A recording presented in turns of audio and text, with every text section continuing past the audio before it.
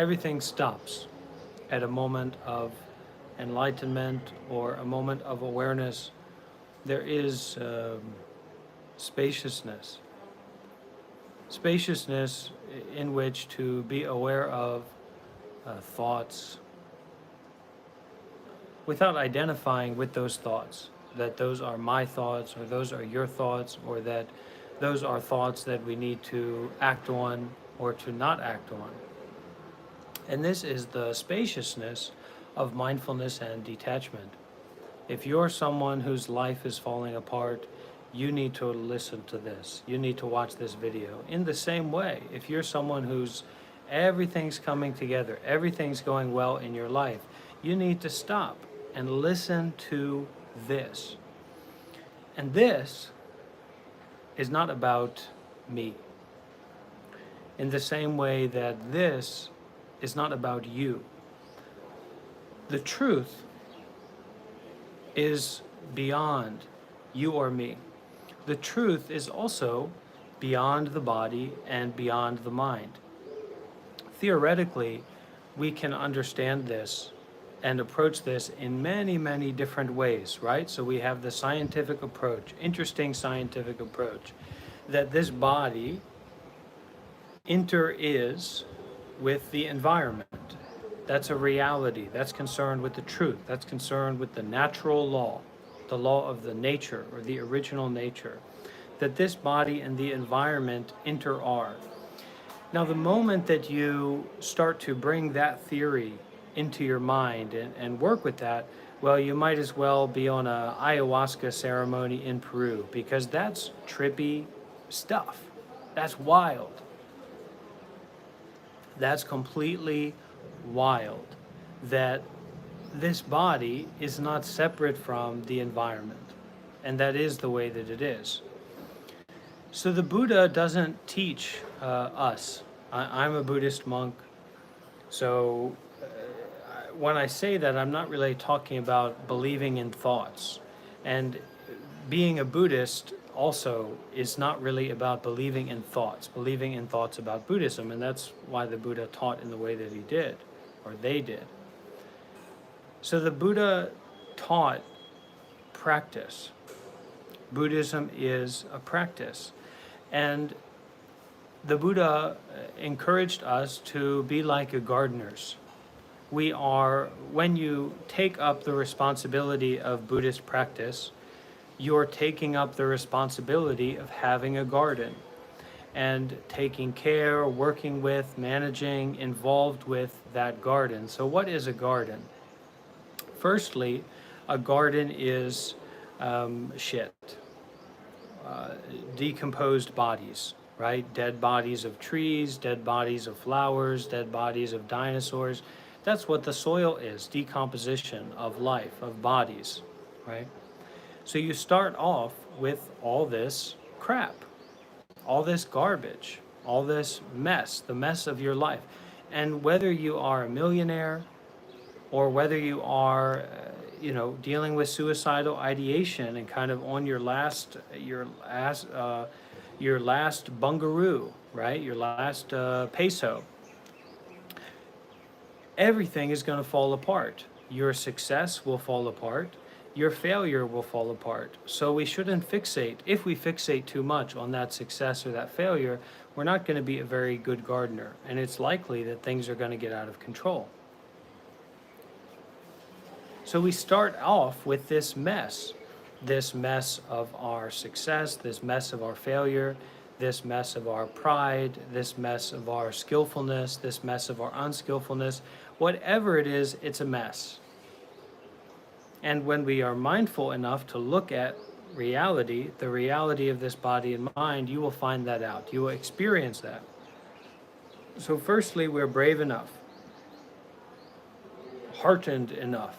We hear the hearken's call enough. Our ears are open enough to hear the hearken's call of awareness of this, which is a very intimate and direct experience and can be very difficult to be aware of this, right?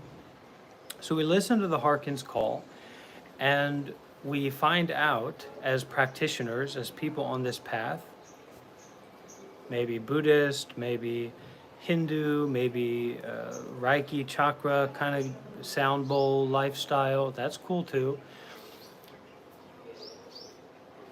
But we become aware of all this mess.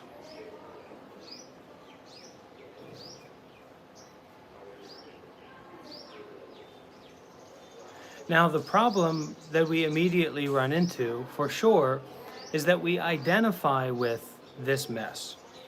We don't just identify with the messiness, but we identify with each and every part of the messiness, each particle of soil, each rock, each stone, each seed, each weed, each fruit. We identify, we say, oh, that's mine, that's I, that's who I am. And so you can imagine, right? If you heard the Harkin's call to start a garden, and you went out into the garden, and then you started to identify with every piece of soil, and you started to identify with every seed and every weed, you'd lose your mind. You'd go wild, right? You'd trip out. So once we're in that garden, and once we become aware more and more of all kinds of different aspects of everything, aspects of the everything that we have access to now, that there's an awareness of now. So thoughts, for example, or physical sensations, or emotions, or feelings, or pleasant feelings, unpleasant feelings, all these things that are there. So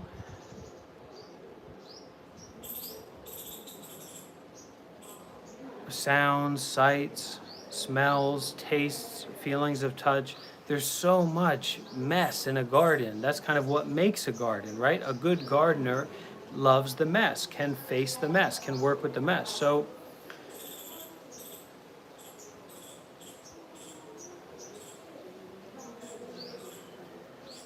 one of the great blessings, and the almost the greatest blessing, the greatest gift of being in the garden is that spaciousness. Hallelujah, amen. Thank you, right? We don't run away from that spaciousness. We don't try to avoid it. We enter into that spaciousness. We allow open awareness to be important.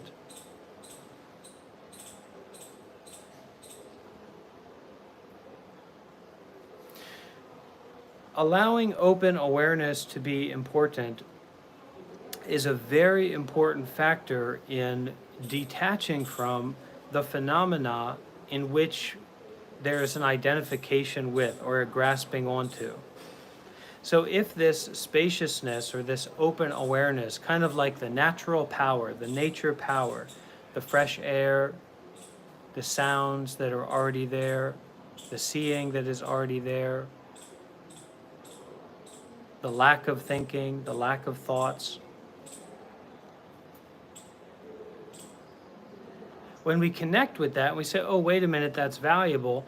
Now, when we go into the garden and we see this weed and we see that fruit, we don't just lose our mind by trying to grasp a hold of everything or trying to yell at that seed, grow, grow, grow, grow, grow. But we actually have this capacity, this ability, natural ability, not complicated, not convoluted, practice-based, of detachment. Awareness and detachment, or awareness and uninvolvement, where we can sit back in our chair and be aware.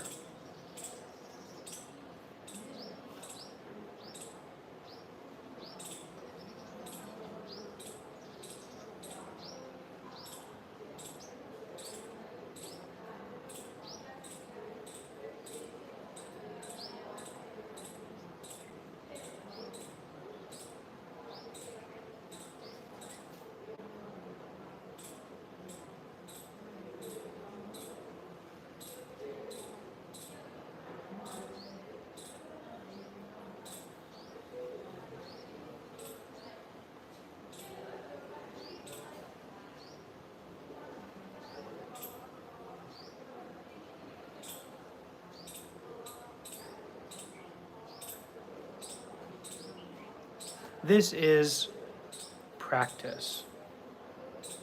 practice is the essential teaching of the Buddha. All of the philosophy, all of the theology, all of the complicated thinking that you or I may have about life, the garden, the mind, the body, is not reliable. Just in the same way that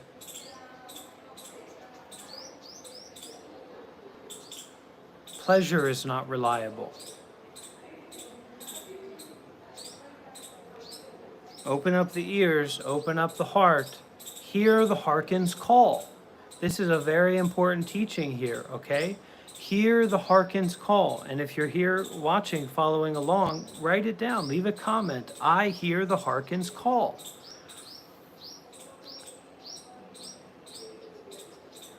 Pleasure is not reliable.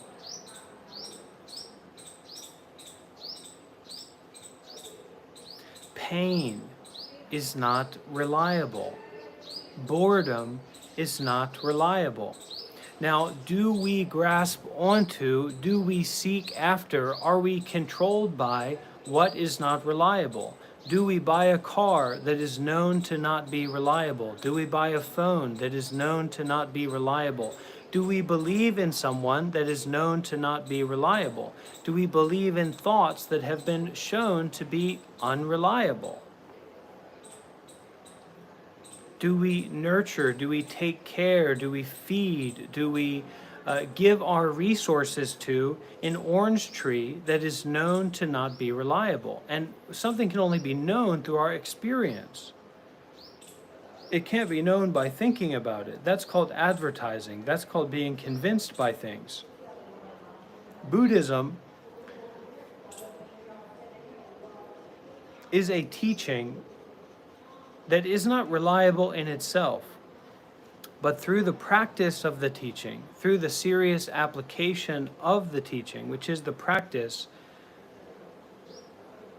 we develop the wisdom to perceive reality. And as such, we develop the seeing, the true seeing of what is reliable and what is not. What should be held onto and what should be let go of. We have to be serious about this. If you, and if you're not a serious person, you're in the wrong place, because I'm a very serious person. So you're not going to like what I have to say or what I have to teach if you're not a serious person. You may want to go to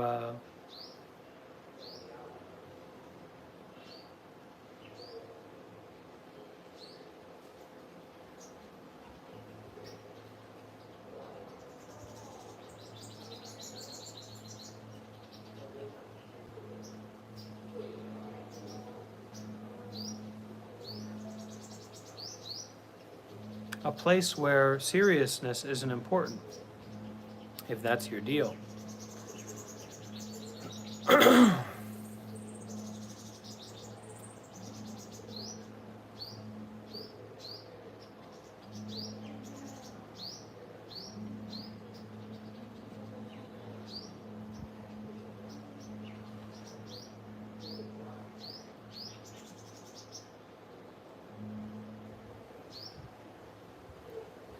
This is concerned with the truth.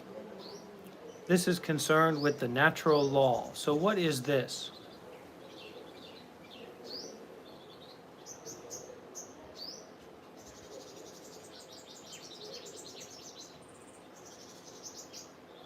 Wonder, curiosity, a sense of wholesome doubt, a doubt of deep looking, a doubt that inspires deep looking, deep contemplative looking. It's not skepticism. You want to be skeptical, go and read a newspaper. This is for practicing meditation seriously. That's what the Buddha, the Dhamma, and the Sangha are concerned with.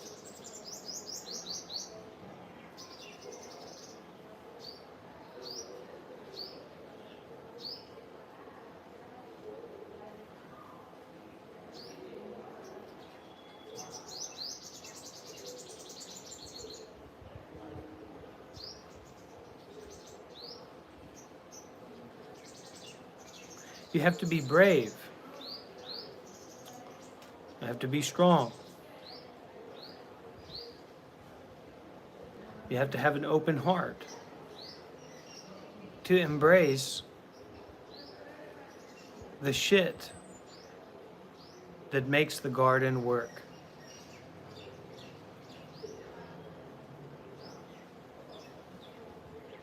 Where all the bugs live, where all the nutrients are, where all those seeds are planted, those seeds of your wishes, those seeds of forgiveness, those seeds of empowerment, those seeds of transformation, those seeds of helping others, those seeds of helping the nature, the natural environment.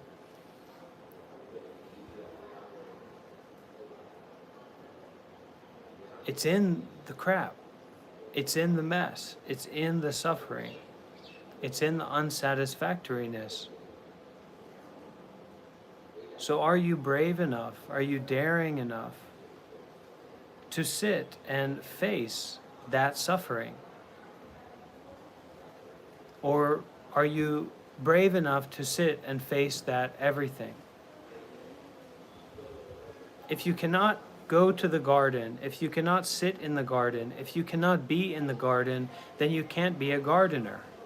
You can't plant seeds. You can't work with the soil. You can't change your psychology. You can't solve the problems in the mind, the locked keys keeping you from spiritual freedom, keeping you from abundance, keeping you from resourcefulness, keeping you from faith in your capacity to be happy, the faith in your capacity to change your stars.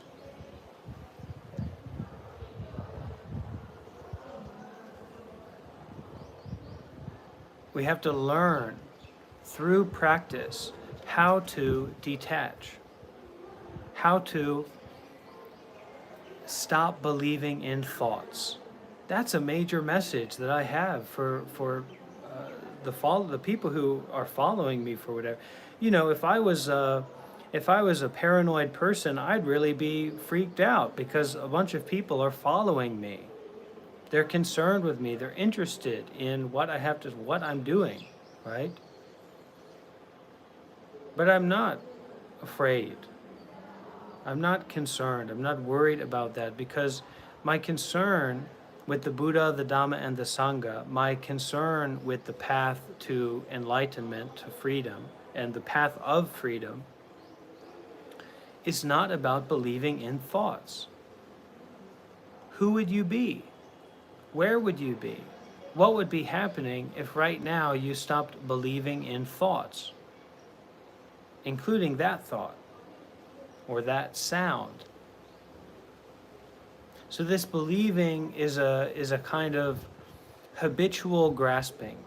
It's a habitual misunderstanding about reality. It's a habitual misunderstanding about what is being directly experienced, what is being directly perceived. And this means that you can't be a good gardener. This means that, yeah, you might be able to make plant some apple seeds. You might be able to, plant some corn, but you're not going to be using human feces, human ore, human fertilizer, human compost to grow durians and mangoes. This is a durian and mango situation. Apples are fine, corn's fine, everything has its place. But we're talking about durians and mangoes. We're talking about the richness, the profundity, the ultimate depth, the ultimate transformation of everything that you have ever believed and known about. Right now. This is precise, this might sound like some spiritual gobbledygook. That's what it sounds like to me. But it's not that when it's used to practice. To practice seriously. To practice what? To practice the Buddhist path. That's the best path.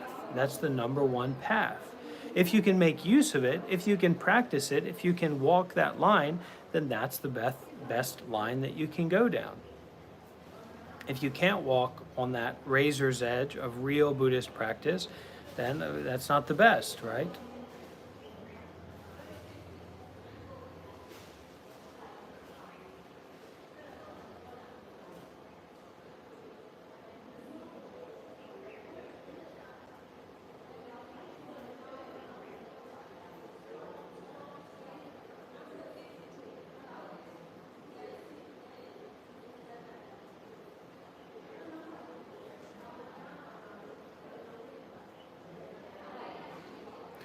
So this seriousness about the path is very much about firstly making that decision that you want to make a garden, that you want to be a gardener, and then secondly, taking responsibility for that. Taking responsibility means that it's a major part of your life. You can't avoid it. Just like, taking care of a pet, but now you have this ownership. You can't really have ownership over the nature. You can't really have ownership over trees. You can't have ownership over soil, right? But we can say, and you can't, but we say, this is my dog. But if you said this is my tree, that's immediately a little bit silly. So this is taking responsibility for the nature. It should hurt. It should intimidate you. It should be overbearing. There should be a sense of almost a dread about the ultimacy of this path. There should be that feeling.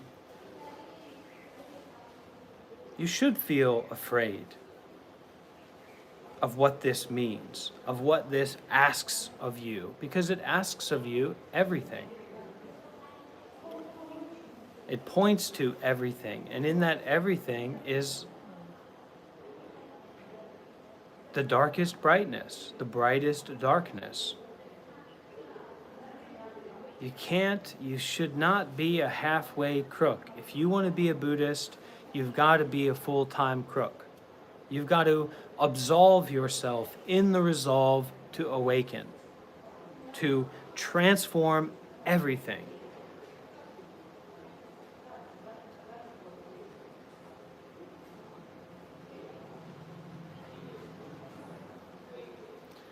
To transform the everything that is not something in particular, not something separate from what's already there.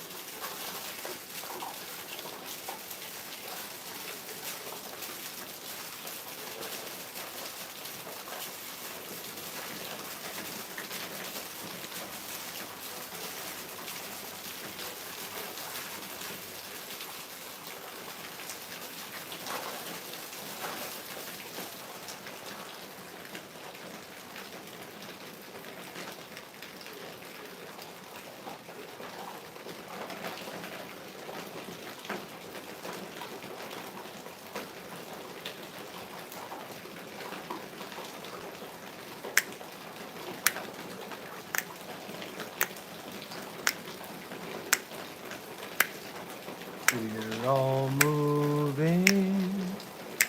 We're all moving on a journey to nowhere. You're already moving. You just need to recognize that you is more movement than it is something solid. Recognizing that that movement is already taking place, move into the groove. But like I said, and this is something that needs to be digested, this is something that needs to be taken in for spiritual life, for spiritual practice to take place. Pleasure or pleasantness is not reliable. You cannot rely on pleasure. You cannot rely on feeling good. In the same way, you cannot rely on painful feelings. You cannot rely on unpleasant feelings. You cannot rely on anxiety. You cannot rely on depression. You cannot rely on pleasurable experiences of the body. You can't rely on boredom. So in that moment of awareness, and that moment of awareness is called by many names, right? It's called by who, what, why, when, how. Don't worry about all that. In that moment of awareness, get your groove going. Move towards the Buddha, the Dhamma, and the Sangha. Move towards doing good deeds. Move towards meditation. Move towards starting a garden. Move towards volunteering. Move towards serving. Move towards listening to Dhamma talks. It's all here. It's all laid out for us. And it's more accessible than it's ever been. The problem is that we have Americans especially, and that culture influencing so many other communities as well. We have this culture that says greed is good, and that generosity is weakness. We have to reverse that. And it may be very drastic. It's going to take drastic effort. It's going to take a drastic life shift. If you really want to get into manifesting the quantum realm of non-dual light space, rainbows, okay, you're going to have to open up your mind about being way more generous than you can even comprehend or think about. And it's going to be uncomfortable. It's going to be difficult. When you start to break this mechanism that says, pleasure is good, I'm doing that. Pain is bad, I'm avoiding that. Boredom is whatever, I'm trying to get rid of that. You have to break this mechanism. And you break this mechanism with the practice of doing good deeds, with the practice of generosity, with the practice of sacrifice, with the practice of service, with the practice of repentance, with the practice of putting yourself below the Buddha, the Dhamma, and the Sangha. Do you know what is necessary for fearlessness? Does anyone know what is essential to fearlessness? I'm going to give everybody, come on. Hey, come on, everybody. Fear. Without fear, there is no fearlessness. Fear is at the root of fearlessness. Face fear, not fear about something, not fear about someone. Face fear itself. Face, embrace, look at, experience the fear itself within the heart, within the body, within the mind. Don't be afraid of that fear. Fear is necessary for fearlessness. The people who develop fearlessness have, guess what? A lot of fear, and they've transformed that. It's the same with suffering. People who have a lot of happiness have a lot of suffering, and they've transformed that happiness. Okay? In the same way, for, you might see monks, and as monks we have to practice celibacy. We can't have, partners, girlfriends, boyfriends, whatever. So sometimes there's a view like, oh, this monk is a eunuch, or they don't have a drive or something. But it's in fact, they have a lot of willpower. You see? So those difficulties, those barriers, those negative points, we can use them. We can transform them. Fear can become fearlessness. Suffering can become happiness. Attachment can become detachment, or imprisonment can become freedom. Mindlessness or ignorance. Ignorance means you don't know about nothing. You don't know about the truth. You don't know about the grit. You don't know about the bones. You don't know about the blood. You don't know about what it takes to put your elbow on that table and get the pin. You don't know about it. You're ignorant. You don't know about the truth. So ignorance, the more we know about ignorance, the more that ignorance can become mindfulness, awareness itself, the power of awareness, the power of freedom. So all your problems, all your lacking, all of your suffering is the nourishment for spiritual transformation, for enlightenment, for wisdom, for compassion, for the deepening of the heart, body, mind experiencing called everything that is already not something. This is concerned with everything, but it's not concerned with the normal everything that is some idea of everything, something called everything. This is the everything that is already not something. This is the everything that cannot be grasped. This is the natural law. This is concerned with the truth.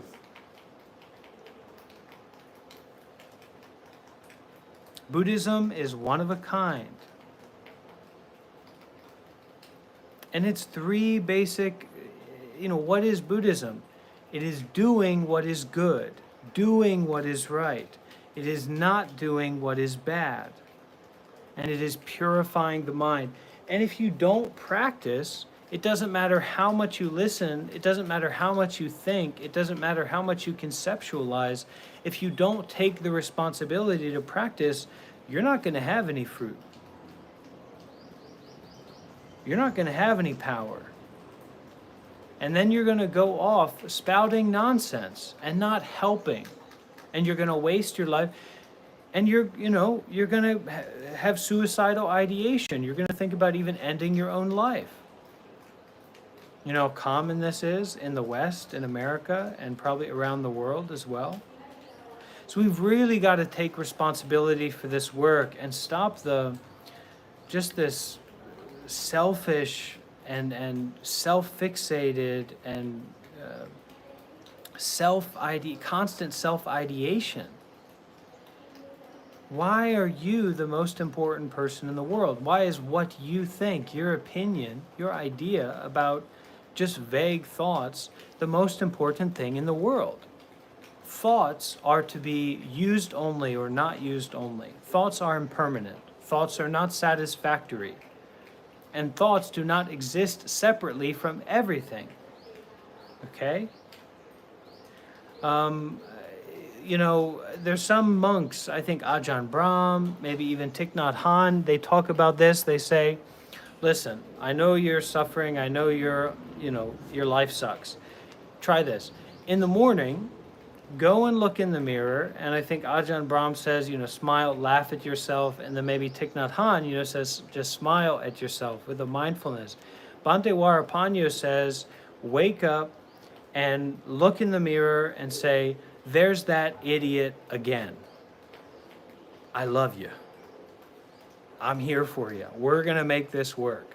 We are going to be serious about this practice. You're an idiot, okay? Let's get real about this, all right? You're an idiot. Are you enlightened? Are you free? Are you empowered? Are you transforming everything? No. So, you've lost your mind, you've lost your truth, you've lost your essence. And that quality of being ignorant, that quality of being attached is not something to fight with, not something to put into this corner and then make judgments about in these weird, immature, self-confident thoughts that come from just nothing, right? Just come from like this contraction around not just stupidity, but judging ourselves and limiting ourselves and just being trapped in this little tiny box of self-identification. Yeah, you are an idiot. But love it, transform it, be with it, embrace it, face it, understand it. And what metrics do we want to use for, being an idiot? Just be an idiot. That's your ableism. That's your judgment. That's your kind of hatred, your desire to be something special, someone special. Oh, no, wait a minute. I'm not an idiot. I'm really important. That's just a bunch of nonsense. And that love is responsibility. That love is not this kind of laissez-faire kind of way of life. Love is dynamic. Love is empowered. It's like raising a child. It's taking responsibility for this life instead of just going along with the flow. Because you will not really get to experience the joy of this life. How wonderful this life can be, how profound this life can be, how free this life can be, how much we have an opportunity to help ourselves and to help each other. You will always be growing corn while it's possible to grow durian fruits, to grow mangoes, to grow the best watermelons you've ever imagined. So go out of your way to live in a different way.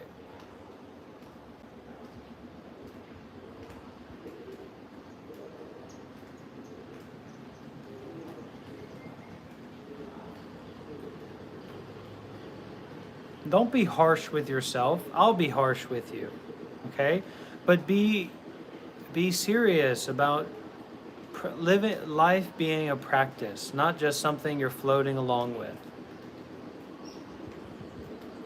That this body and mind, this environment, everything that we have is an opportunity to develop, to transform, to free, to enlighten, and learn what those things mean. What does freedom mean to you?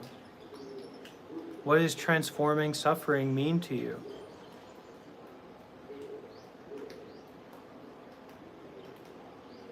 And what are you willing to sacrifice in order to do that, to focus on that?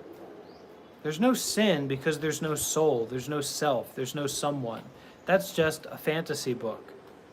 That's just a dream. ADHD medication is basically like, it's an amphetamine. It's basically like methamphetamine or some other amphetamine. It's very similar. So I would recommend for that if you're practicing meditation more and you're taking your Buddhist practice more seriously, well, Thich Nhat Hanh said, if you follow this path, if you practice it, and you have to just, but Bhante, what is it to practice seriously? What is it to practice seriously? I'm going to show you what it is to practice seriously, okay? I've got your serious practice right here. Go and find out. Go and do the work. What is Buddhism? What is it to practice Buddhism? Google, ChatGPT, whatever. Figure it out. Be serious about this. Be serious about this life. Just floating along on a tube, on a circular amusement park ride, drinking beers and becoming bigger and more lazy and just drawn out. What kind of life is that? I'll show you what serious practice is. Thich Nhat Hanh said that if you start to take this practice seriously, mindful breathing, mindful walking, listening to Dhamma talks from well-known teachers like Thich Nhat Hanh, that you may still need to take that medicine, but you may need less of it. And that's something you should really consider. You should really be open to that. Because a lot of what we do is being just this deep fear in us about making choices that are not what is expected or what the habit energy is leaning us towards. That's why when we talk about Dhamma practice or Buddhist practice, we're going upstream. It is difficult, but it's rewarding, because going upstream like that, we can get to nibbana, we can get to peace, we can get to freedom, we can get finally to this relief, this fundamental, original relief from and of and with and through everything. And that's worth it, I'll tell you what. And then developing communities around that, helping others through that, empowering ourselves to be more responsible agents of everything. It's really worthwhile.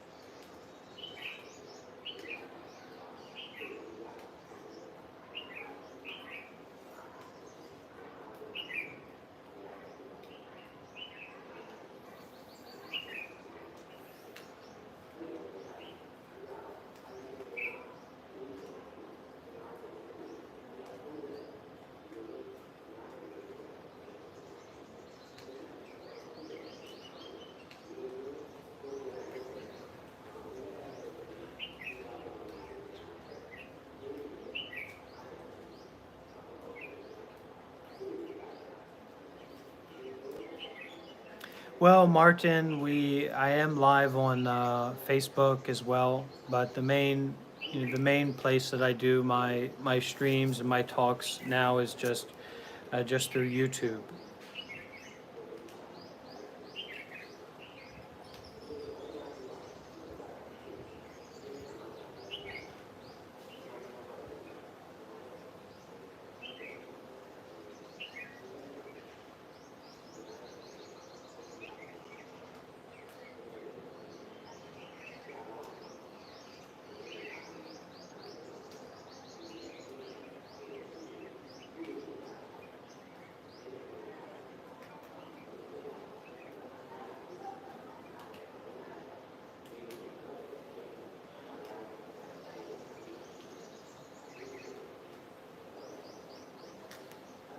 No one else can practice for us.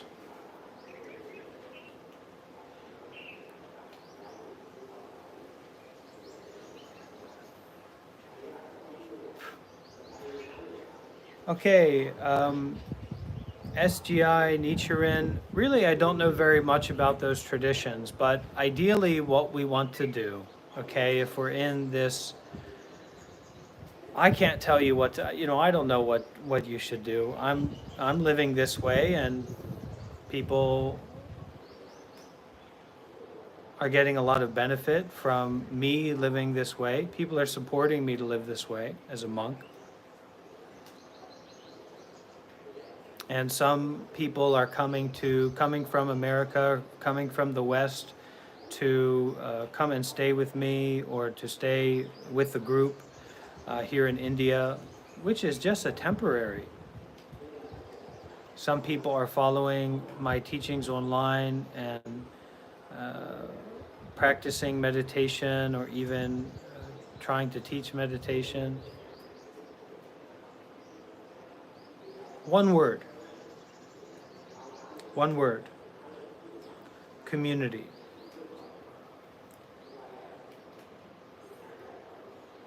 Drop all the idealism. Community. Spiritual community. Buddhist spiritual community. One word, Sangha. Get out there and find Sangha. Find a community to practice with. Once a week, Google Maps, Buddhist temple, look around, go there. So, community requires sacrifice. Community requires generosity, real generosity. Community requires you to put forth effort in such a way that where that effort is leading to is not all about you.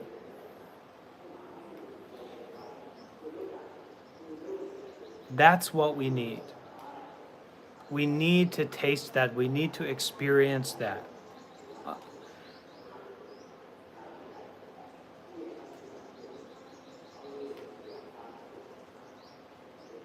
You have to get that virya, that energy, that you got to get juiced up. You got to get revved up. You got to get ready to fight. And take this as if it were a matter of life and death. It's not about connection. It's not about a fairy tale. It's not about some convoluted spiritual idea that you have in your mind. It's not about that. It's about sacrifice. It's about you giving up what you don't want to give up. It's about you giving away what's yours. It's about you giving away your treasure. It's about you giving away what you're holding on to. That's what you've got to do if you want to develop on the spiritual path. That's how it works. And you can't avoid that. You can't snake around that. You can't figure out a way where you don't have to do that.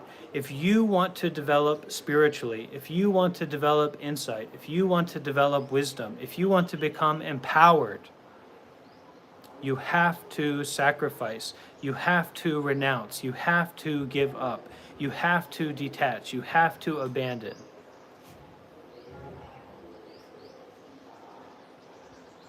And if we look at the world, it's self-explanatory. It's easy to see that if generosity was valued as essential in all aspects of our society would be completely different. Now apply that to your own body and mind. Apply that to your own path or self or whatever you want to call it. It will change everything. Generosity changes everything. You have to start with where you are, and you have to take it seriously. We're not having a conversation. This is a Dhamma talk. This is a teaching. This is guidance for telling you what to do.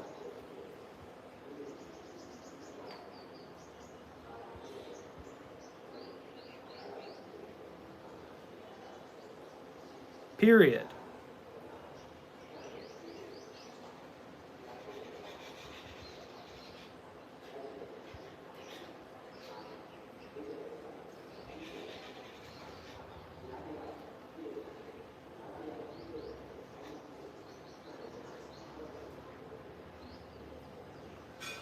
Ajahn Brahm is a great teacher. Thich Nhat Hanh is a great teacher.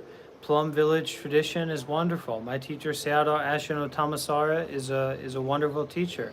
There's a monk in Jacksonville, Florida. He's a wonderful teacher. There's a monk in Bangkok. Wat Thep Sirin Museum is a wonderful teacher, wonderful master. Master Yong Hua in LA is a wonderful teacher. Master Poha Sunim in South Korea and his mountain hermitage is a wonderful teacher. There's tons of wonderful teachers out there. But it takes sacrifice to listen to them in the way that it's going to work. When you listen to a spiritual teacher, when you listen to a master in the way where you believe that they are your peer, or you believe that they are your friend, or you believe that they are your lover, or whatever it is, you're not going to get it. It's not going to reach you where it needs to reach. That's why generosity and sacrifice are so important. Service is so important. Surrender is so important. Because otherwise you have this fantasy that this person and you are basically at the same level, and they're kind of sharing some interesting things with you, some insightful words and phrases and concepts and beliefs that can help guide you in your life. And it's just a totally different dimension than that. You see? It's a fight. It's you against ignorance and attachment. It's the path to peace. It's the path to freedom. It's that fight against Mara. It's that fight against the god of illusion, the devil himself, okay? Of non-practical, complicated thinking, of lobha, moha, dosa. You have to win that fight. That's where freedom comes in. That's where power comes in. It's not just to be more openly complacent and head in the sky and thinking about Buddhist philosophy. That is just not it. Okay? That's not where the juice is. You might feel a little bit better that way, but that's not where the juice is. And I'm a juice man. Okay? You can call me the juice. I'm going to change my YouTube channel to the Juice Man. Okay? More and more changes are coming. More and more.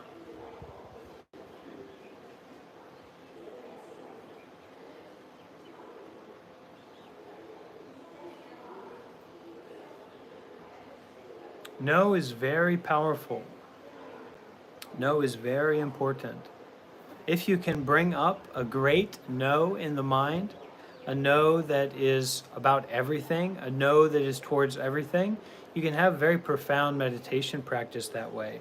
No, no, no, no, no, no, no, no. No to every involvement. No to every attachment. No to every avoidance. Just no to everything. What is no? What is the meaning of no?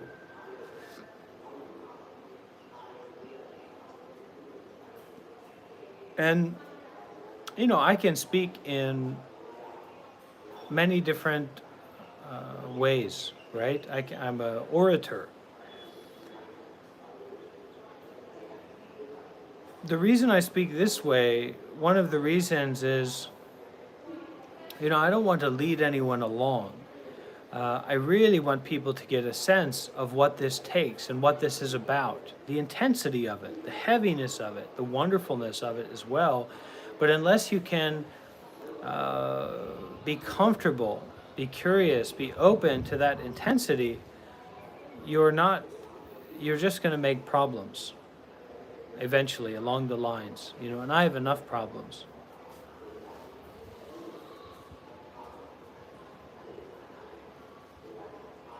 My teacher is limitless, so he can never have enough problems. So, you know, everyone can go to my teacher. He will support them. But for me, I have many problems.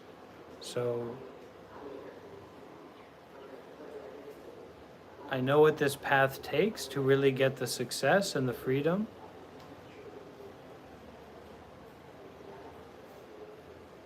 At least from, you know, from my side, from my point of view. So I want to convey that to the followers, to the curious onlookers, people stepping by.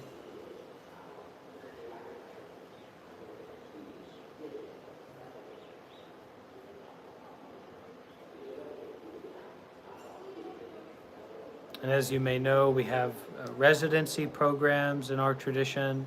You can come and live at the meditation center for short term or the long term. You can become a monk or a nun. We've had two women become nuns in our tradition through the YouTube channel and through these teachings. And also, you can be a volunteer. You can be a resident. You can help us to build more and more meditation center, or help us to develop the rescue center in Myanmar. Many opportunities to do good deeds in our group, in our tradition. All right, we're coming up on the 1 hour mark. I've been here blabbering away for 1 hour. And if anyone has any questions, I'm happy to share. The Italian woman who became a nun. Oh, CLA Kema. Yeah, she's in Thailand right now. So she's doing okay. she's happy at this time. Or maybe someone else, I don't know. But our South Italy Meditation Center is, there will likely be more residential opportunities there in the future. I'll probably go back and manage that center again, maybe in 2025. I think so.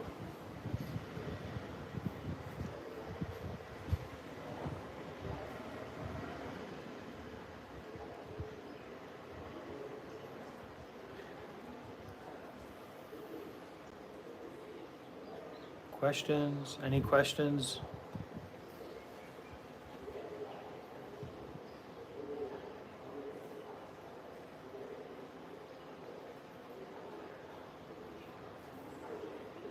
The Eightfold Path cannot be explained. You have to practice. The explanation of the Eightfold Path is just theory or philosophy, or may encourage attachment to thoughts. So I am here encouraging detachment from thoughts. And the way that you develop detachment from thoughts is by practicing generosity. That can be making donations, it can be volunteering, it can be sharing your possessions, it can be doing all kinds of good deeds with this quality of generosity. Also, it can be following precepts. So taking up the 5 precepts, and then it can be practicing bhavana or practicing meditation. This leads to and is an expression of, in a sense, wisdom or insight. So that is the Eightfold Path. And it's a practice.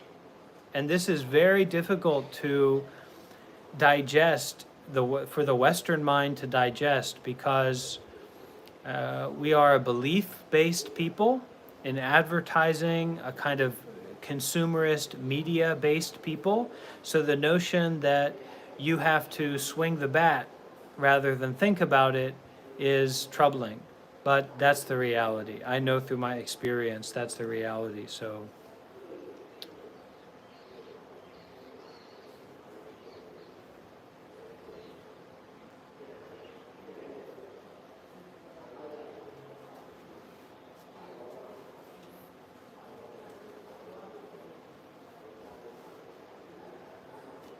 final questions, final comments, final complaints.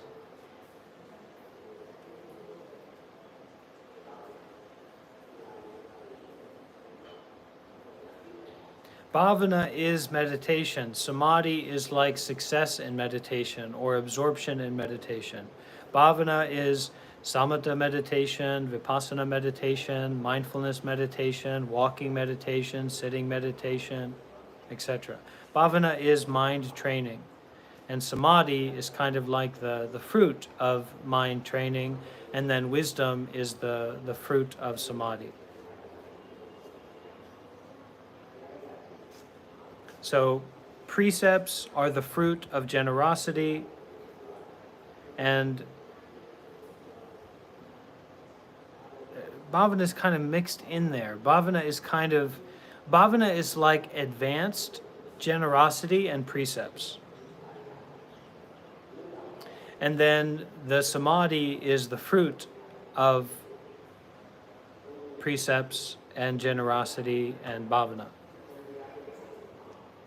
And then the fruit of samadhi, getting more and more absorbed and connected to the wisdom within yourself, that brings about the realization or the deeper understanding about the 3 marks, right? All phenomena are impermanent, all phenomena are unsatisfactory, all phenomena are no self.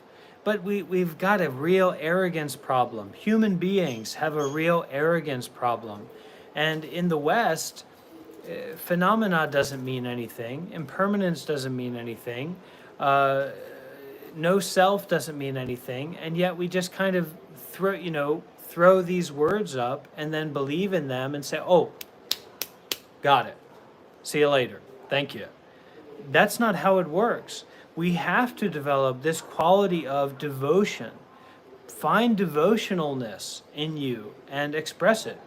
That's a good sign that you're in the right place and you're doing the right thing. Concerned with Buddhism, I can't tell you about those Hindu or the rainbow gatherings in Portland, Oregon. I'm not here talking about that. I'm talking about Buddhist practice, and I'm really talking about my experience and my support for you to step into your own experience and to guide you, give you support in that. So I'm not going to leave you hanging if you end up in some Buddhist cult in Papua New Guinea, taking a bunch of ayahuasca. You call me up, we'll get you shipped out to Myanmar and we'll put you to work, okay? We'll get you sweating, all right? Don't think about it. Stop giving so much importance to your thoughts. Your thoughts are nonsense. Right? That's where I go back to the mirror exercise, right? Start off the right way in the morning. Wake up, go look in the mirror and say, you're an idiot and I love you, and we're gonna practice generosity today, and we're gonna follow our precepts today, and we're gonna listen to some Dhamma talks today, and we're gonna practice some meditation today. Okay?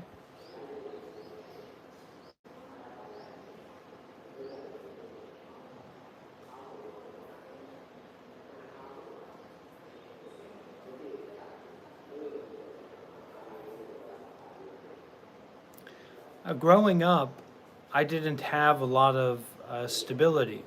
I didn't experience a lot of stability growing up. Parents divorced at a very young age. Growing up, I probably lived at maybe almost 10 different places growing up as a child, until I graduated and did some traveling of my own in the US. So it was a lot of instability growing up, but mainly around the Washington, D.C. area, in that region. I think they call it, Virginia, Washington, Maryland, Delaware.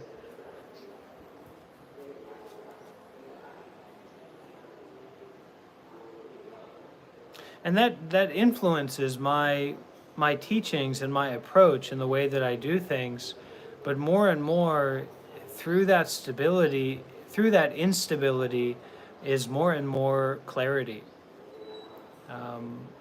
Life doesn't become like a minimalist apartment in Japan when you get enlightened or when you have more insight or wisdom. Life is hectic. Life is wild. Life is ghosts and spirits and depression, anxiety, schizophrenia, all these different kinds of wild things going on.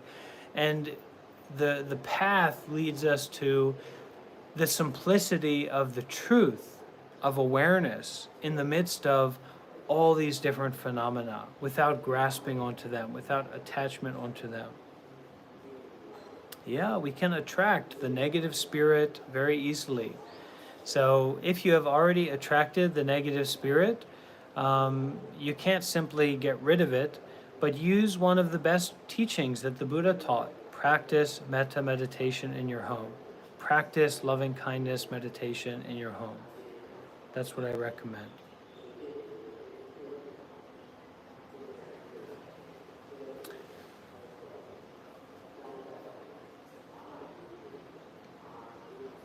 Evil spirits just want a little bit of love, a little bit of attention, a little bit of kindness, and then they say, wait a minute, this is great, I like it here. And then when they get comfortable with that place, because their appearance is related to a haunting, their appearance is related to like a negativity or an avoidance, right? They don't want something, and then they're expressing that to you, they're sharing that with you. I don't want that spirit. So once you give them some kindness, give them some attention, give them some love, they disappear. They are self-disappearing because they no longer are bound up in that aversion, right? The negative spirit survive on or thrive in aversion, all right? So give them some love, and you'll be surprised at the love you get back. That fear within us it can also be transmitted to the others around us. So we have to deal with that fear. All right, let's wrap this up. Let's finish with a sharing of the merits. All right. You can repeat after me. You can bring your hands together like this.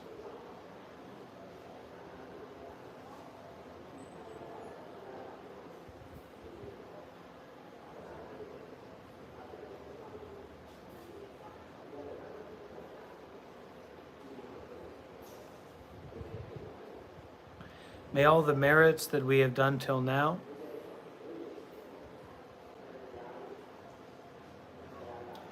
be dedicated and shared out towards all living beings and all non-living beings.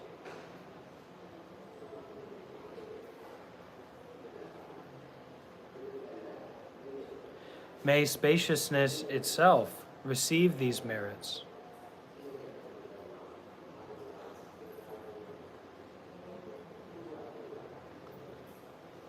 May it be, may it be,